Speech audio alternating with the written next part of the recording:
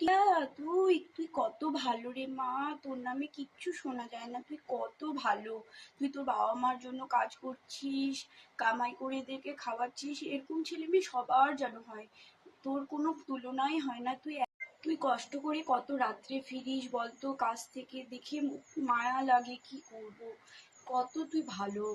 তোর মতো মেয়ে পাওয়া ভাগ্যের ব্যাপার, বিশ্বাস কর। সত্যি তোর মতো মেয়ে যেন ঘরে ঘরে হয়। তুই খুব পলাশের মা, ওদের ওই বাড়ির টিয়া গো টিয়া। ছি ছি ছি বাবা, কত রাত্রে বাড়ি ফিরে জানো কি যে করে। ছি ছি, আমি আমার মেয়েকে ওরকম করতেই দিব না। ছি, কি সব ড্রেস পরে, একদম ছি ছি। হ্যাঁ হ্যাঁ গো হ্যাঁ, সেদিন দেখি একটা ছেলে এসে নামিয়ে দিয়ে গেল রাত্রেবেলা। আর কি সব ড্রেস পরে, আর বলো না। ছি ছি, ও মা ও মা। ছি ছি, মা বাবারও কিছু বলে না, কেমন ধারা মেয়ে। হুম, কামাই করছে বলে মাথা কিনে নিয়েছে। কি এমন কাজ করে বাবা যে অত রাত্রে বাড়ি ফিরে? বাকিরা কি কাজ করে না, অফিস যায় না?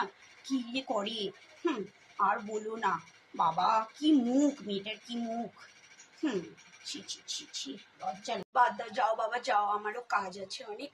লোকের সম্বন্ধে আলোচনা করতে আমারও ভালো লাগে না। যার মেয়ে সে বুঝবে, আমাদের কি, আমরা বাবা ওরকম মেয়ে জন্মদিনই আমরা ওরকম করতেও দেবো না। যাও, তুমিও কাজে যাও, আমি যাই যাই গো, আসছি। হ্যাঁ।